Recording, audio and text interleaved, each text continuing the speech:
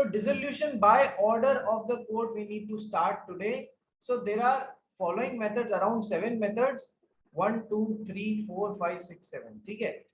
सबसे पहली बात इंसैनिटी. यदि कोई पार्टनर इंसेन हो गया है, यदि कोई पार्टनर इंसेन हो गया है, तो कोर्ट इस बेसिस पे क्या कहते हैं, फर्म को डिसॉल्व करने की बात कर सकती है. डिटेल्स अभी देखेंगे. Permanent incapacity of a partner. Sir लेकिन वो वर्किंग पार्टनर होना चाहिए, स्लीपिंग पार्टनर है और वो इनकैपेसिटी हो गई है, तो फिर उसके बेसिस पे फाइल नहीं किया जा सकता. मिसकंडक्ट. एक पार्टनर बार बार फ्रॉड और ये मिसकंडक्ट कर रहा है पार्टनरशिप के साथ में, तो फिर सर उस बेसिस पे भी पार्टनरशिप को वाइंड अप किया जा सकता है, फर्म को वाइंड अप किया जा सकता है, डिसॉल्व किया जा सकता है. क्यों? क्योंकि पार्टनरशिप तो एक फिड्यूशियरी रिलेशनशिप है. ठीक है. फिड्यूशियरी रही कहां जब आप मिसकंडक्ट कर रहे हो. Persistent breach of agreement. बार बार एक पार्टनर तोड़े ही जा रहा है यार. एक बार तोड़ा चलो समझ में आया, कोई बात नहीं. हर बार 2 बार 3 बार 4 बार 5 बार वो तोड़े ही जा रहा है continuously. Persistent means continuous breach of agreement. Transfer of interest. यदि एक पार्टनर बिना पूछे बाकी के पार्टनर्स की सहमति के अपना इंटरेस्ट ट्रांसफर कर देता है किसी दूसरे पर्सन को इन द पार्टनरशिप फॉर्म, तो फिर by order of the court, by order of the court form को वाइंड अप कराया जा सकता है. Perpetual losses.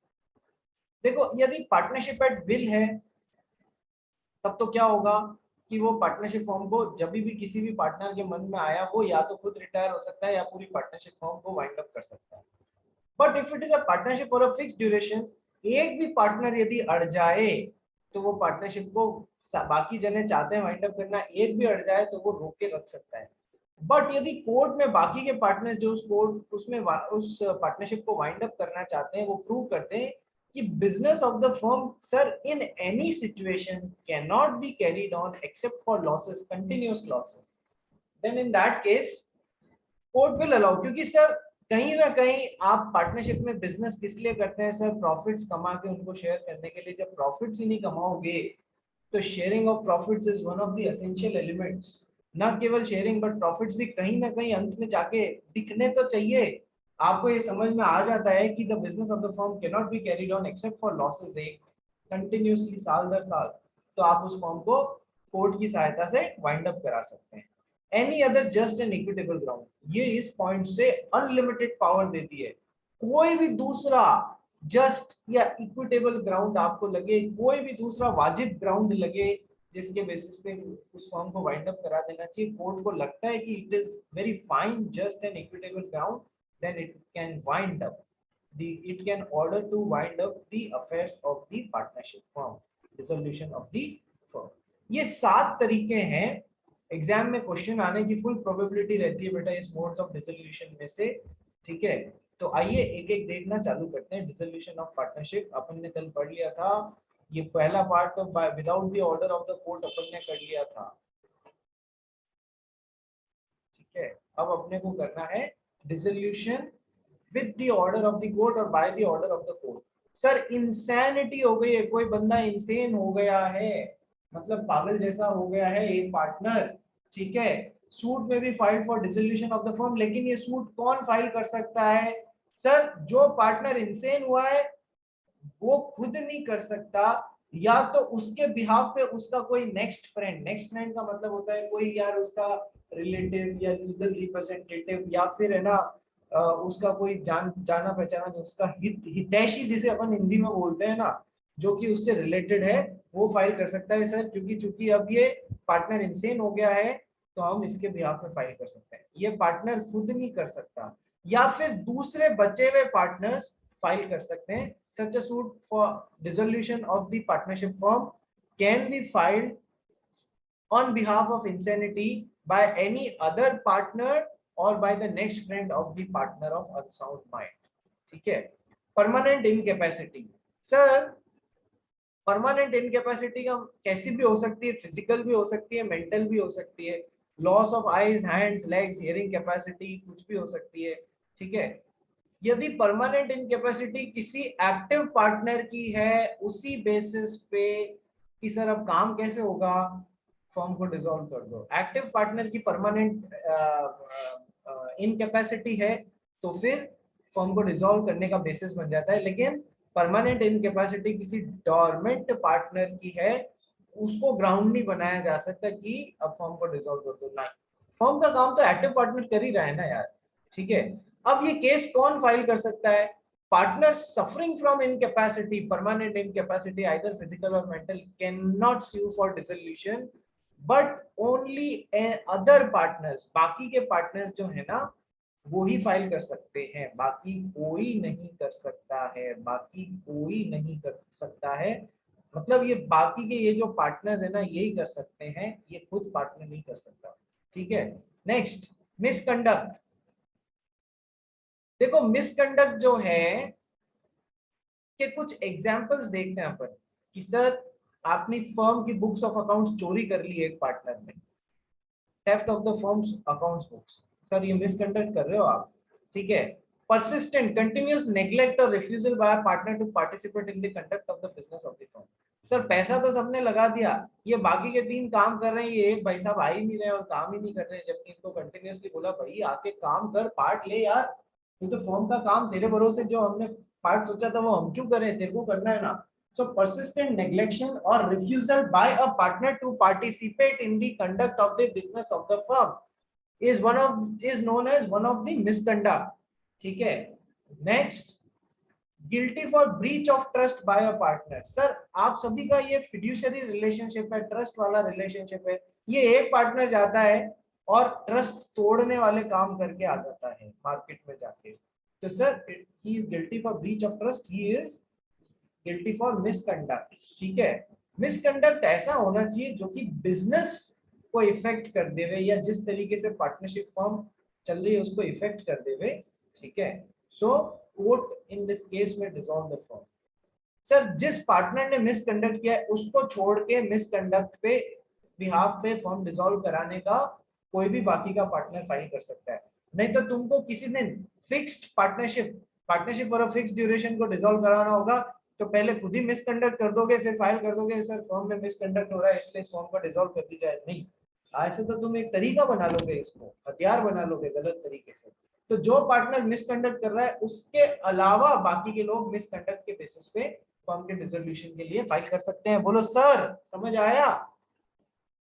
Dissolution by court, sir insanity, permanent incapacity of active partner, misconduct. Next, persistent breach of agreement. आप continuously agreement को तोड़ते ही जा रहे हो और उनसे किस बारे में तोड़ते जा रहे हो, जिससे कहीं ना कहीं फर्म का कंडक्ट ऑफ द बिजनेस या फर्म का मैनेजमेंट ऑफ अफेयर्स जो है वो इफेक्ट होता जा रहा है। कंडक्ट ऑफ बिजनेस या management of the affairs effect होता जा रहा है, ठीक है। Persistent breach of agreement, persistent breach of agreement, ठीक है। तो कंटिन्यूअसली ब्रीच ऑफ एग्रीमेंट आप करते जा रहे हैं जिनसे कि फर्म का मैनेजमेंट या बिजनेस चलाने इफेक्ट होता जा रहा है, एक पार्टनर करता जा रहा है, ठीक है।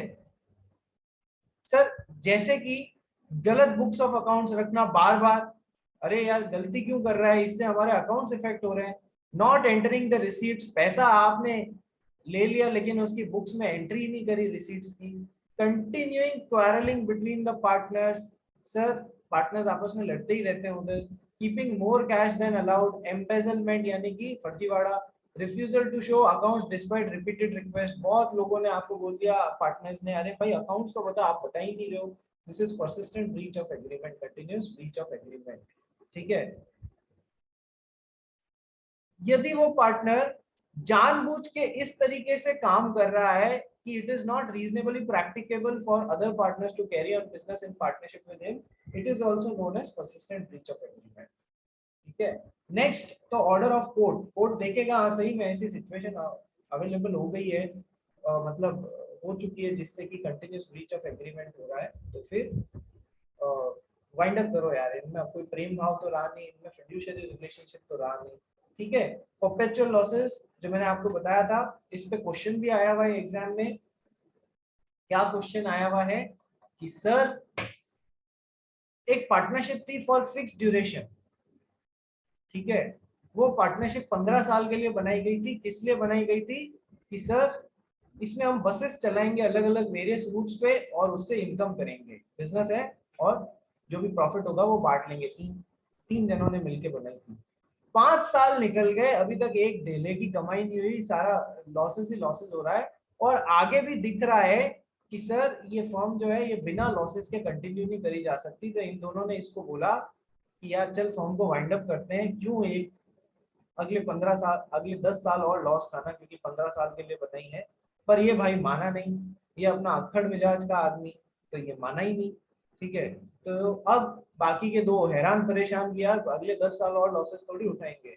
तो अल्टीमेटली इन्होंने जब पार्टनरशिप एक्ट स्टडी किया तो इनको दिखा यार एक compulsory order of the court से भी फर्म वाइंड अप करी जा सकती है, डिसॉल्व करी जा सकती है, यदि फर्म में परपेचुअल लॉसेस होने की ही संभावना है, प्रॉफिट्स होने की संभावना नहीं है।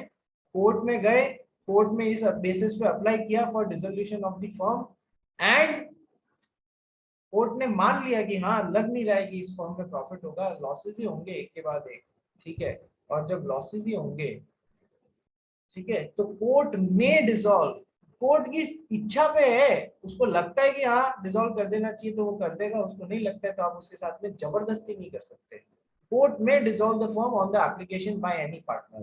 तो अब भले ही ये फिक्स ड्यूरेशन की थी, लेकिन लॉसेस है तो फिर नहीं कर सकते। इसीलिए यदि आपको खोलना हो ना तो partnership for a fixed duration खोला करो, partnership for a fixed duration खोला करो। any other just and equitable ground, any other just and equitable ground।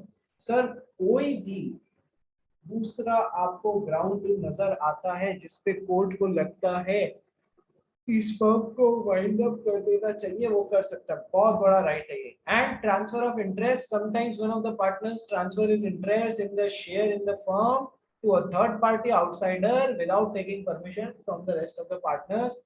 चलो उसमें भी अपन ने पढ़ा हुआ है कि third party day to day work में इंटरफेयर नहीं कर सकती, उसके पार्टनर्स वाले राइट नहीं होंगे, वो केवल अकाउंट्स जो कि बाकी के पार्टनर्स ने मिलकर फाइनल किए हैं उनको उस हिसाब से इस पार्टनर का जितना प्रॉफिट मिल रहा है वो मांगने का अधिकारी है। उसमें भी जो अकाउंट्स इन्होंने फाइनल किए जितना प्रॉफिट निकाला है वो उसको मानना पड़ेगा। ठीक है, फर्म के डिसोल्यूशन के टाइम, डिसोल्यूशन के बाद से ये अकाउंट्स और इस पार्टनर की हिस्सेदारी मांगने का पूरा अधिकारी हो जाता है। ठीक है, अब one of the most important things, ठीक है, ये डिसोल्यूशन जिस पार्टनर ने यहाँ पर ट्रांसफर किया अपना इंटरेस्ट, उसके अलावा इस बेसिस पे कि ट्रांसफर हुआ है किसी थर्ड पार्टी को, बाकी के लोग फाइल कर सकते हैं डिसोल्यूशन के लिए इस बेसिस पे। ये पार्टनर जिसने इंटरेस्ट ट्रांसफर किया है वो खुद फाइल नहीं कर सकता। नोट सर, 4 पार्टनर हैं, ये 7 चीजें हैं by order of the court जहां पर डिसोल्यूशन फाइल किया जा सकता है, by order of the court जहां पर डिसोल्यूशन फाइल करवाया जा सकता है और कोर्ट के थ्रू। ठीक है, लेकिन अपन तो कहते हैं ना कि सर पार्टनरशिप एग्रीमेंट में यदि अदरवाइज लिखा हुआ तो वैसा कर लेंगे। सर ये जो 7 तरीके हैं resolution through order of the court, ये पार्टनरशिप एग्रीमेंट में इसके अपोजिट भी लिखते हो ना कि कोई भी partner without the order of the court, कोई भी partner without the order of the court, मतलब with the order of the court partnership firm को डिसॉल्व नहीं करा सकते इन 7 सिचुएशंस में। ऐसा एक्सक्लूड कर दिया ना ये राइट, उससे कोई फर्क नहीं पड़ेगा। This right of a partner to file a suit for dissolution on any of the above 7 grounds to dissolve the partnership firm from through order of the court, it cannot be excluded. ये जो partner के right है ना, it cannot be excluded by an agreement to the contrary. यदि लिख भी दिया ना कि नहीं पार्टनर इन 7 केसेस में फर्म डिसॉल्व करवाने नहीं जाएगा, तो भी वो वॉइड होगा उतने उतने पार्ट को लेकर। ठीक है, उतने पार्ट को लेकर वो वॉइड होगा एग्रीमेंट, और आप बिल्कुल लिखने के बावजूद एज अ पार्टनर फर्म को अबव बेसिस पे डिसॉल्व कराना चाहते हैं 7 बेसिस पे, तो आप करा सकते हैं। सर इंपॉर्टेंट है एग्जामिनेशन पॉइंट ऑफ व्यू से, यदि लास्ट टाइम नहीं आया है तो इम्पोर्टेंट है और होता ही है ये पार्ट। ठीक है, नेक्स्ट सर अब अपने को आगे पढ़ना है, क्या पढ़ना है sir? Rights of partners on dissolution, rights of partners on dissolution कि एक बार फॉर्म डिसॉल्व हो रही है तो पार्टनर्स के क्या क्या राइट्स हैं। अपने को न केवल राइट्स पढ़ना है बट ड्यूटीज भी पढ़ना है। दिनेश करवा।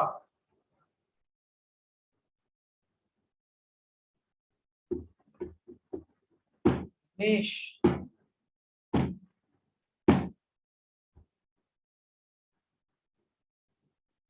दिनेश चालू करके सो गया। प्रियांशु जैन। Yes sir. समझ आया तेरे को ये जो अभी पढ़ा अपन ने? हाँ सर। कहने का मतलब ये है कि सर ये डायग्राम याद करना। कितनी बार बोलता हूँ कि सर ये डायग्राम याद करना, डायग्रामेटिकली रिप्रेजेंट करोगे तो नंबर खुल के मिलने की संभावना ज्यादा है। केवल पॉइंटर्स मेंशन करने लग गए, कई बच्चे तो पैराग्राफ में मेंशन कर देते हैं। 7 पॉइंट्स है तो पॉइंटर्स में मेंशन करो, ठीक है। डायग्रामेटिकली रिप्रेजेंट करो, नंबर ज्यादा मिलेंगे, ठीक है सर। आइए अब अपन पढ़ते हैं rights and duties of partners on dissolution. सबसे पहला राइट क्या है? Rights to have the debts of the firm and personal debts paid off. Sir बहुत इंपॉर्टेंट पॉइंट है सर। अपन कहते हैं ना ये पार्टनरशिप फॉर्म 1932 वाली है, इसमें 4 पार्टनर्स हैं, 2 या 2 से अधिक पार्टनर्स हैं। इन पार्टनर्स की कैसी लायबिलिटी होती है रे? इन पार्टनर्स की कैसी लायबिलिटी होती है रे?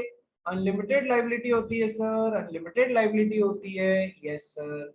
तो इन पार्टनर्स की जब अनलिमिटेड लायबिलिटी होती है तो इन दैट केस सर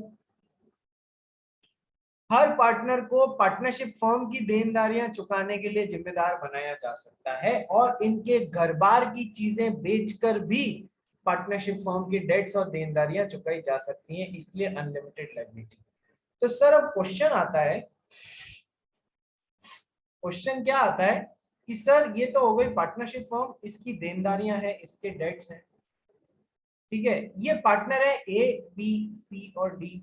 मान लो ये ए बी सी डी सब है, इनके खुद के पर्सनल डेट्स भी हैं जो इनको चुकाने हैं, इनके खुद के पर्सनल डेट्स भी हैं जो इनको चुकाने हैं, ठीक है।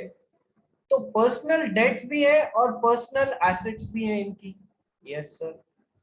हर बार जो पार्टनरशिप फॉर्म में नहीं डाला है वैसी एसेट्स तो हो गई इनकी पर्सनल एसेट्स और इनकी हो गई पर्सनल डेट्स। और हर पार्टनर की फर्म में हिस्सेदारी भी होगी। फर्म की जो एसेट्स हैं या फर्म की एसेट्स में इनकी हिस्सेदारी होगी, इनकी प्रॉपर्टी और प्रॉफिट्स होंगे, ठीक है। और फर्म की लायबिलिटी में भी हिस्सेदारी हो सकती है। आइए इन चारों चीजों का एक बैलेंस समझते हैं कैसे कि सर फर्म में हिस्सेदारी भी है और फर्म की लायबिलिटी भी है और पर्सनल एसेट्स भी है और पर्सनल लायबिलिटीज भी है और पार्टनर की अनलिमिटेड लायबिलिटी होती है, ठीक है। तो सर सबसे पहले ये पार्टनरशिप फर्म की एसेट्स जो है, मैं क्या बोल रहा हूं, इस फर्म की एसेट्स जो हैं, पार्टनरशिप फर्म की एसेट्स जो हैं वो पार्टनरशिप फर्म की लायबिलिटीज चुकाने में काम ली जाएंगी। पार्टनरशिप फर्म की एसेट्स पार्टनरशिप फर्म की लायबिलिटीज चुकाने में काम ली जाएंगी और मिस्टर बी की पर्सनल एसेट्स उनके पर्सनल लायबिलिटीज चुकाने में काम ली जाएंगी। ये बेसिक रूल है। सबसे पहले तो ये, और दूसरा ये क्या सर, फर्म की मान लो 10 लाख रुपए की लायबिलिटी है और 12 लाख रुपए की एसेट है, तो सर कोई प्रॉब्लम ही नहीं है, फर्म की सारी देनदारियां चुका दी, 2 लाख रुपए एक्स्ट्रा बच जाएगा जो कि पार्टनर्स के बीच में जो भी फॉर्मूला है उस हिसाब से डिस्ट्रीब्यूट कर दिया जाएगा। प्रॉब्लम कब आएगी? जब 10 लाख रुपए की तो एसेट है और 12 लाख रुपए की लायबिलिटी हो जाएगी। तो सबसे पहले फर्म की एसेट जो है फर्म की लायबिलिटीज चुकाने में काम ली जाएंगी, तो अब 2 लाख रुपए की लायबिलिटी एक्स्ट्रा बच गई है, ठीक है सर। ये तो अब ये कहां से आएंगी सर? पार्टनर्स कंट्रीब्यूट करेंगे जो भी फॉर्मूला है उस रेशियो में, ठीक है सर। लेकिन सर आप सीधे ही धड़धड़ाते हुए 2 लाख रुपए लेने के लिए पार्टनर्स के पास में पहुंच गए। पार्टनर बोलेगा रुको जरा सब्र करो, ठीक है, रुको जरा सब्र करो, पहले मैं अपनी एसेट्स में से अपनी पर्सनल डेट्स को मैं चुका दूं, लायबिलिटीज चुका दूं, फिर यदि कुछ पैसा बचेगा तो इस 2 लाख रुपए के चुकाने के लिए वो काम आएगा। ऐसा नहीं हो सकता कि मेरे डेट्स तो अभी तक पड़े हुए हैं चुकाने के लिए और पहले मैं आपकी 2 लाख रुपए की लायबिलिटी चुका दूं। ठीक है, पहले मेरी एसेट्स किस काम में आएंगी, मेरे पर्सनल डेट्स को चुकाने में काम आएंगी, फिर कुछ एक्स्ट्रा बचेगा तो वो फर्म की लायबिलिटी की तरफ अनलिमिटेड लायबिलिटी होने के कारण दिया जाएगा। ठीक है सर, तो बेसिक फंडा क्या हुआ, फर्म की एसेट्स चुकाने के काम में आएंगी फर्म की लायबिलिटीज, और पार्टनर की पर्सनल एसेट्स चुकाने में आएंगी पर्सनल लायबिलिटी पहले, फिर यदि पार्टनर की एसेट में से कुछ बचता है तो वो फर्म की लायबिलिटीज चुकाने के लिए लगाई जाएंगी, पहले नहीं, पहले ये यहां जाएगी, सेकेंड इंस्टेंस पे यहां जाएगी। ठीक है, अब ऑन द कॉन्ट्ररी फर्म की एसेट इतनी सारी है कि फर्म की लायबिलिटी चुकाने में काम आ गई, और अभी भी बची हुई है, खूब सारी है, 12 लाख 10 लाख। ठीक है, तो सर ये 2 लाख रुपए जो हैं, अब ये या तो पार्टनर को उनके रेशियो में बांट दिए जाएंगे, या फिर ऑन द कॉन्ट्ररी देखो, पार्टनर की एसेट्स होती हैं, पार्टनर की लायबिलिटीज होती हैं, तो पार्टनर इस पैसे को 2 लाख रुपए जो बच गए हैं, मान लीजिए एक पार्टनर के हिस्से में 2-2 लाख रुपए आए, तो वो अपनी लायबिलिटी को, पहले फर्म की लायबिलिटी चुक जाए, उसके बाद में फर्म में जो अपना हिस्सा है उसको अपनी लायबिलिटी चुकाने में काम ले सकता है। यानी रूल दोनों जगह सेम ही लग रहा है, फर्म पहले अपनी लायबिलिटी चुकाने में अपनी एसेट्स काम लेगी, एक्स्ट्रा बचा है तो पार्टनर को देगी जिससे कि वो अपनी लायबिलिटी चुका सके, फिर वो काम आएगा। ये सेकंड, ये फर्स्ट। और पार्टनर भी पहले अपनी पर्सनल लायबिलिटीज चुकाने में काम लेगा, फिर एक्स्ट्रा बचा है तो वो फर्म की लायबिलिटीज चुकाने में काम लेगा। सर अब क्लियर हुआ, बोलो यस सर। ये इंपॉर्टेंट पॉइंट है रे, ये इंपॉर्टेंट पॉइंट है, ध्यान रखियो। यस सर, चलिए। Now second right of the partner on dissolution होता है right to claim return of premium on premature dissolution, premium goodwill. Sir, where a partner has paid a premium on entering into partnership for a fixed term and the firm is dissolved before the expiration of that term, he shall be entitled to repayment of the premium or of as may be reasonable. Sir, कहने का मतलब ये है, यदि एक partner ने partnership firm में घुसने के लिए प्रीमियम अमाउंट दिया है, गुडविल के प्रति प्रीमियम, जितना हिस्से की हिस्सेदारी थी उससे ज्यादा रुपया दिया है, क्यों प्रीमियम दिया है, गुडविल के कारण। ठीक है, where a partner has paid a premium or goodwill on entering into partnership for a fixed term and the firm is dissolved before the expiration of that term. Sir उसको fix term का वादा किया गया था कि ये partnership fix term 10 साल के लिए, अभी भी इसके 6 साल बचे हुए हैं और 4 साल में इसने बहुत अच्छा परफॉर्मेंस दिया है कि यार मैं अंदर घुसना चाहता हूँ। सर अब प्रीमियम लगेगा अंदर पार्टनर कैसे घुसने का। ठीक है सर, तो उसने फिक्स टर्म के लिए अंदर घुसा, लेकिन उस फिक्स टर्म से पहले ही ये पार्टनरशिप फर्म डिसॉल्व हो जा रही है, तो सर वो अपना प्रीमियम जो अमाउंट उसने भरा है ना अगले 6 सालों के लिए, 3 लाख रुपए या 6 लाख रुपए, ये प्रोपोर्शनेटली क्लेम कर सकता है वापस। प्रोपोर्शनेटली का मतलब क्या हो गया, मान लो इस बचे हुए 6 साल फिक्स टर्म में से 2 साल निकल गए, 4 साल ही बाकी हैं, और 4 साल के समय में वो फिक्स टर्म वाली पार्टनरशिप डिसॉल्व हो रही है, तो सर पूरा 6 लाख रुपया नहीं मांग सकता। प्रोपोर्शनेटली समझ में आ गया कि बस अब 4 लाख रुपए मांग सकता है, 2 साल का तो इसने बेनिफिट ले लिया है। तो सर पहली बात कि सर ये प्रीमियम वापस ले सकता है, यदि फिक्स टर्म के लिए पार्टनरशिप थी उससे पहले डिसॉल्व की जा रही है तो प्रीमियम वापस ले सकता है, लेकिन प्रीमियम वापस करते वक्त 2 बातों का ध्यान रखना है।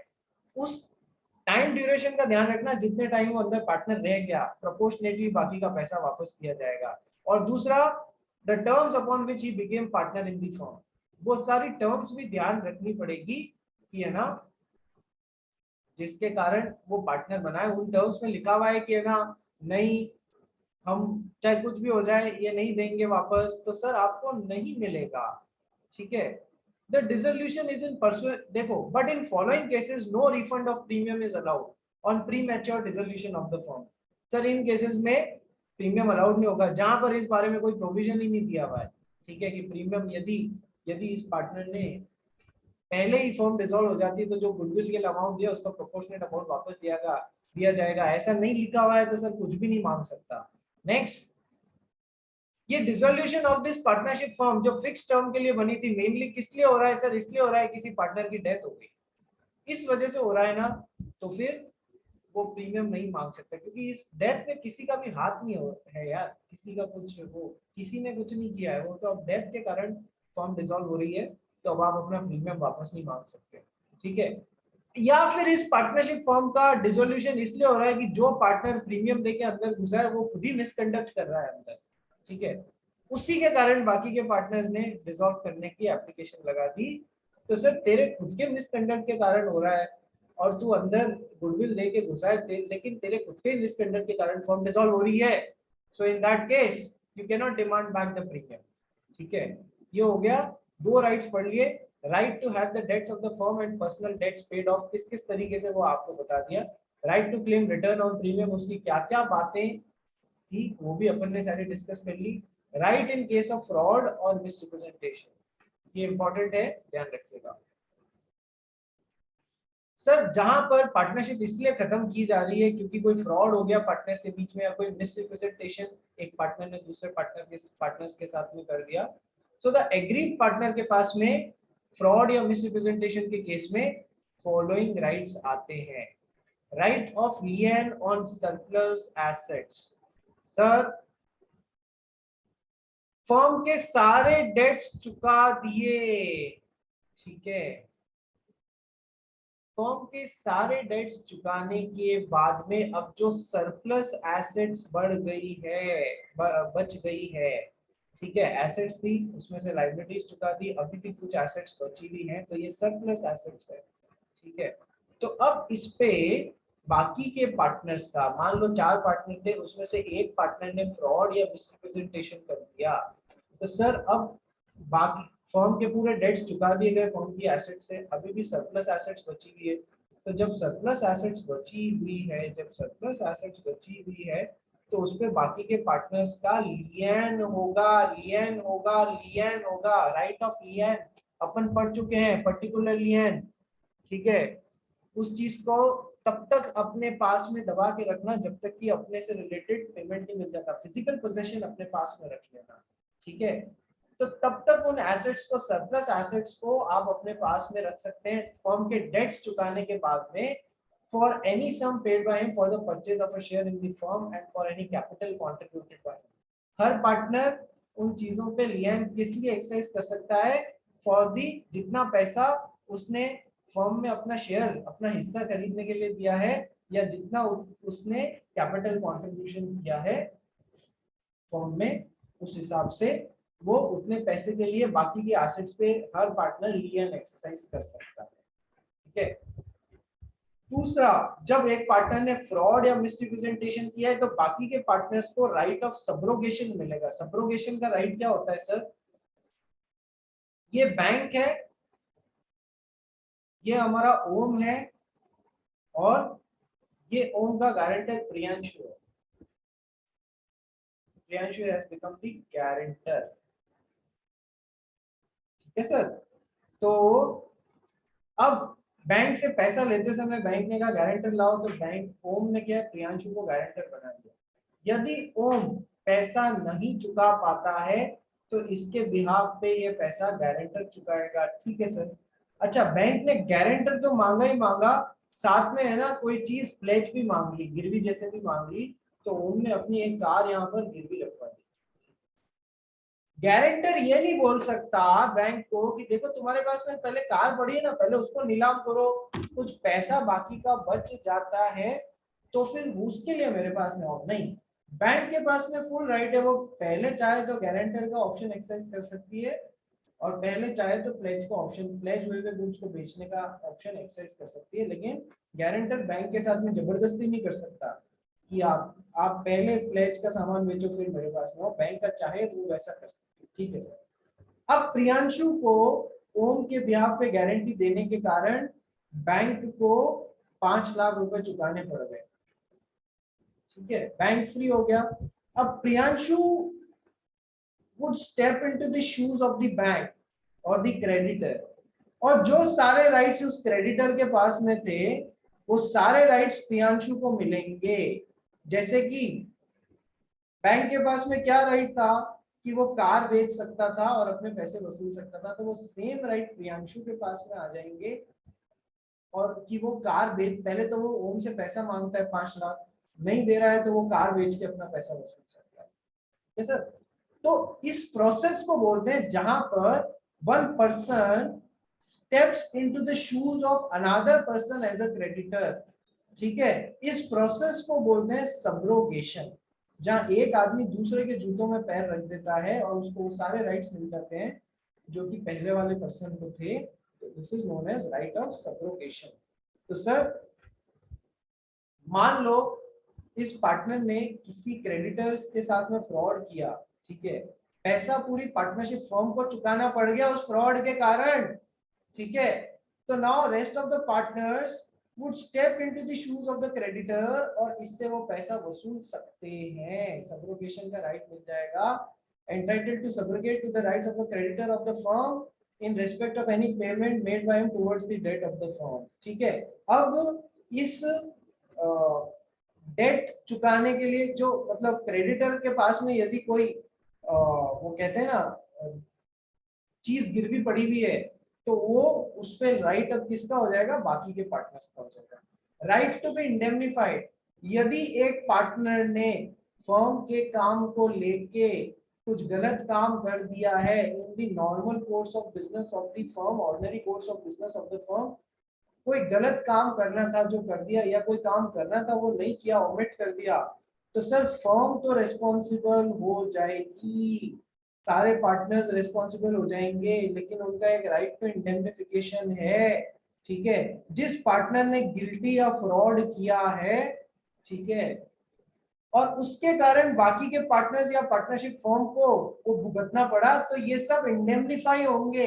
इंडेमनिफिकेशन यानी जो फ्रॉडुलेंट पार्टनर है he will make good the losses, firm एक बार तो वहन करेगी क्योंकि सर या बाकी के पार्टनर्स एक बार तो इसलिए वहन करेंगे क्योंकि इनमें म्यूचुअल एजेंसी वाला रिलेशनशिप है, तो इसके गधेड़ेपंथी वाले कामों के लिए पूरी फर्म और बाकी के पार्टनर्स रिस्पॉन्सिबल होंगे, लेकिन सर बदले में उनको राइट टू इंडेमनिफिकेशन भी मिलता है कि वो इस आदमी की बेवकूफी के कारण जो भी काम हुआ है ना उसके लिए इसको रिस्पॉन्सिबल बना के इससे इंडेमनिफिकेशन के थ्रू पैसा वसूल सकते हैं, ठीक है।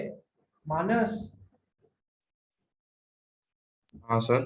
तूने मुझसे एक जो क्वेश्चन पूछा था ना उसमें ये वाला पॉइंट भी लगेगा, क्यों रुका हुआ था आज वो क्वेश्चन पहले इसलिए नहीं कर रहा है क्योंकि उसमें ये वाला पॉइंट भी लग रहा था, समझ गया। चलिए अब डिसोल्यूशन पे पार्टनर्स के और क्या क्या राइट है, right to use the name of the firm, जिस पार्टनर ने डिसोल्यूशन पे फर्म की गुडविल खरीदी है वो डिसोल्यूशन के बाद में उसी को राइट होता है टू यूज द नेम और गुडविल ऑफ द फर्म, बाकी पार्टनर्स को नहीं होता है। अच्छा, फर्म यदि डिसॉल्व होने वाली है तो सारे पार्टनर्स एक दूसरे को रोक सकते हैं कि तुम फर्म का नाम काम में नहीं लोगे, ठीक है, ठीक है sir, right to restrain use of the firm name, हाँ केवल जिसने गुडविल खरीदी है वो फर्म का नाम बाद में काम ले सकता है, ठीक है। तो सर लेकिन ये जो है दिस इज ये राइट जो है this is subject to contrary to the following conditions, there is no contract between the partners contrary to it, partners के बीच में इससे रिलेटेड कोई दूसरी कॉन्ट्रैक्ट नहीं हो गया कि सारे पार्टनर्स फर्म का नाम ले सकते हैं काम में, यदि ऐसा है तो फिर लो sir, and the partner carrying on a similar business has bought the goodwill of the firm, यदि किसी पार्टनर ने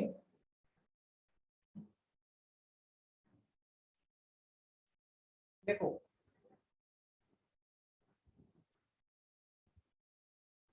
यदि किसी पार्टनर ने कोई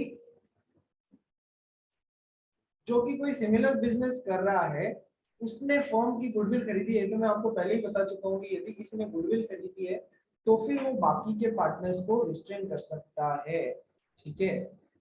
next, liability of the partners on dissolution, अभी तक अपन ने राइट्स पढ़े थे, क्या क्या राइट्स पढ़े थे, rights to have the debts of the firm and personal debts paid off, right to किस ऑर्डर में होंगे ये ऑर्डर ज्यादा जरूरी है, right to claim return of premium on premature dissolution, ये केवल जब partnership for a fix duration होगी तब, उसमें भी यदि डेथ के कारण प्रीमेच्योर डिसोल्यूशन हो गया तो कुछ नहीं। Next, right in case of fraud और मिसरिप्रेजेंटेशन, ठीक है, फ्रॉड या मिसरिप्रेजेंटेशन हो रहा है उस केस में सर कैसे कैसे आपके पास में क्या क्या राइट्स होते हैं, सरप्लस पे लियन लग जाएगा, सब्रोगेशन का राइट मिल जाएगा, इंडेमनिफिकेशन का राइट मिल जाएगा, पर पहले तो फर्म की डेट्स चुकाने में ही फर्म की एसेट्स काम ली जाएगी। उसके बाद में जो अंदर ही किसी पार्टनर ने फ्रॉडुलेंट काम कर दिया है उसके लिए ये तीन चीजें, right to use the name of the firm जिसने गुडविल खरीदी है, right to restrain the use of the name of the firm,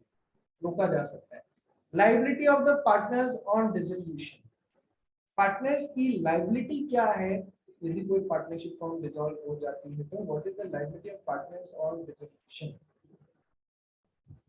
sir इसमें अपने को 1 2 3 4 4 पॉइंट्स पढ़ने रहेंगे तब जाके कंप्लीट होगा। सर मैं आपको नया लिंक भेज रहा हूँ, क्विकली रीजॉइन करना, टाइम खत्म हो रहा है।